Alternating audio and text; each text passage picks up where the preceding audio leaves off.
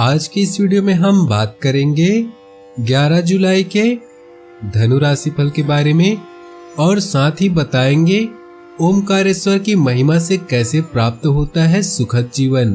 दैनिक राशिफल चंद्र ग्रहण की गणना पर आधारित है। आज का राशिफल निकालते समय पंचांग की गणना और सटीक खगोलीय विश्लेषण किया जाता है।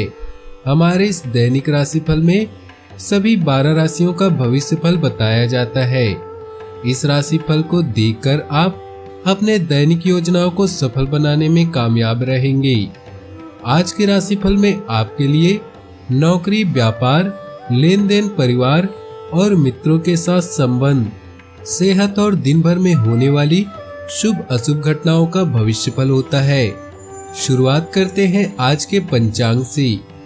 11 जुलाई 2020 दिन शनिवार, श्रावण मास के कृष्ण पक्ष के षष्ठी तिथि दोपहर 1:33 तक रहेगी। पूर्व भाद्रपद नक्षत्र सुबह 5:33 तक रहेगी। उसके उपरांत उत्तर भाद्रपद नक्षत्र आरंभ हो जाएगी। शुभन योग रात्रि 8:59 तक रहेगी। उसके पश्चात अतिगंड योग आरंभ हो जाएगी। सूर्य मिथुन राशि में रहेगा और चंद्र मीन राशि में रहेगा। आज का अभिजीत मुहूर्त अर्थात किसी भी महत्वपूर्ण कार्य को आरंभ करने का शुभ समय सुबह 11:59 से दोपहर 12:54 तक रहेगा। आज का राहु काल अर्थात अशुभ समय सुबह 8:59 से सुबह 10:43 तक रहेगा। इस समय कोई भी महत्वपूर्ण कार्य आरंभ न करें। आज खर्च की अधिकता रहेगी। किसी न किसी कारण से अनावश्यक खर्च का योग है। व्यर्थ की यात्रा करनी पड़ सकती है। पराक्रम में वृद्धि होगी। भाग्य 55% साथ रहेगा।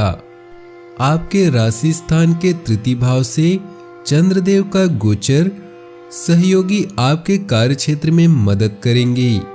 अधिकारी पक्ष से आपको सम्मान प्राप्त होगा। आप अपने सभी लक्ष्यों को सफलतापूर्वक प्राप्त करेंगे। आपके यश में बढ़ोतरी करने वाला होगा।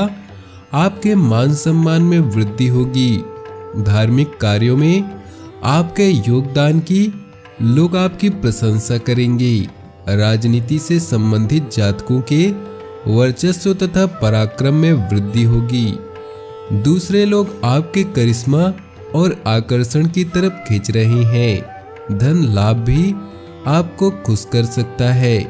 खर्च करते समय समझदार बने और अधिक खर्च ना करें। घरेलू मतभेदों से बचने के लिए अच्छे से बात करें और सुने।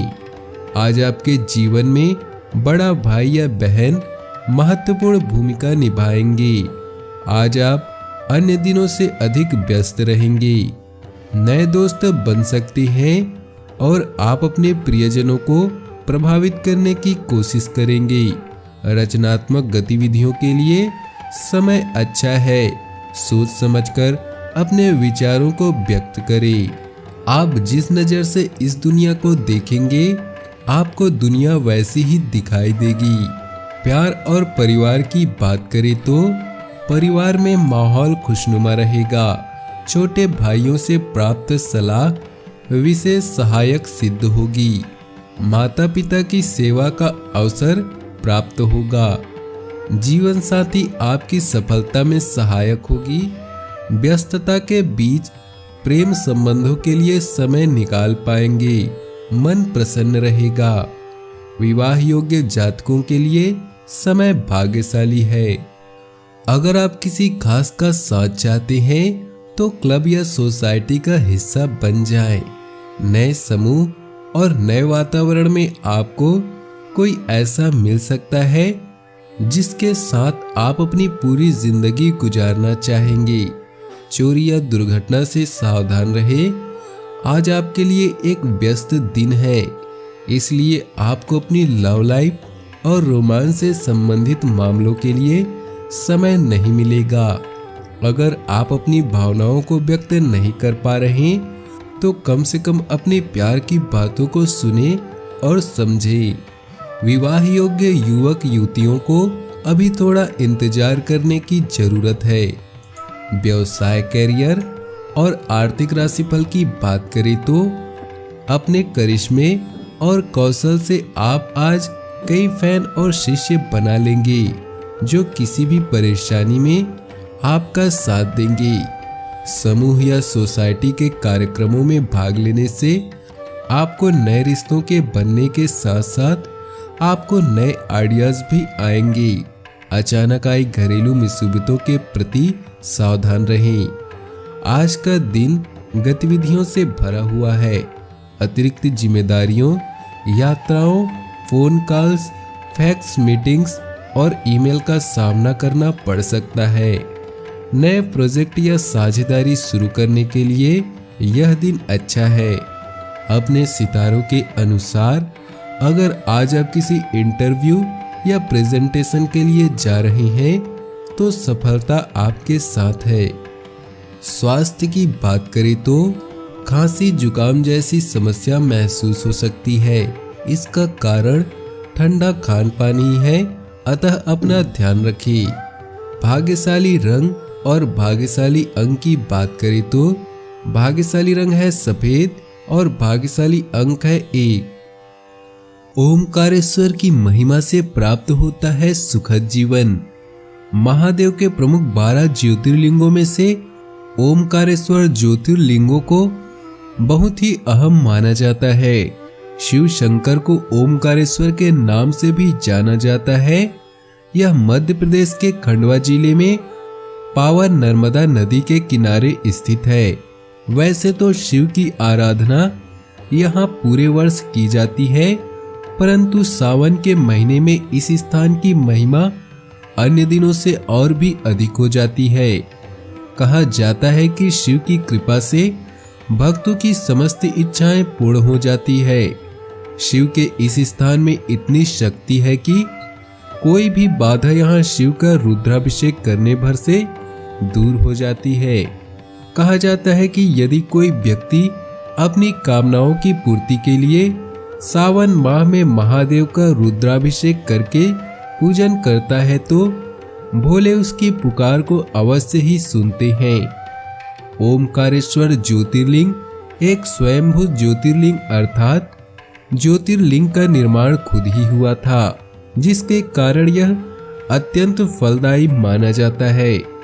इस स्थान पर पर्वत के आकार से स्वयं ही ओम का शब्द बना हुआ है।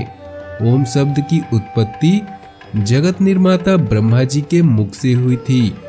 कहा जाता है कि वेदों का पाठ ओम के उच्चारण के बिना अधूरा माना जाता है।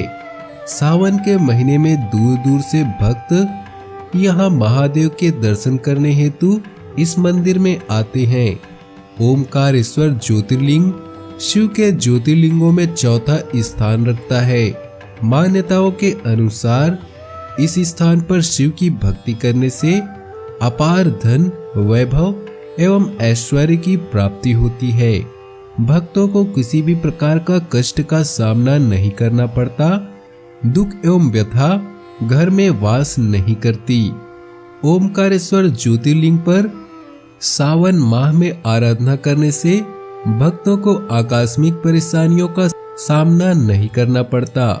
किसी भी प्रकार की नकारात्मक शक्ति उन्हें कष्ट नहीं पहुंचाती। महादेव की महिमा अपरंपार है। वह कभी भी अपने भक्तों को विपदाओं में अकेला नहीं छोड़ते। जो कोई भी सच्चे मन से उनके धाम में रुद्राभिषेक एवं पूजन संपन्न करता है, महादेव उसकी कामनाओं की पूर्ति जरूर करते हैं।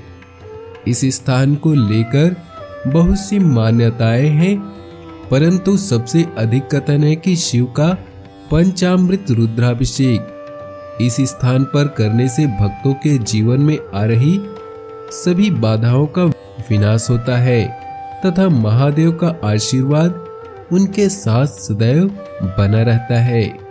इन उपायों को सावन में करने से बनते हैं बिगड़े काम। प्रत्येक व्यक्ति को सावन के महीने में सोमवार के दिन शिव की उपासना में शिवलिंग पर जल प्रदान करना चाहिए।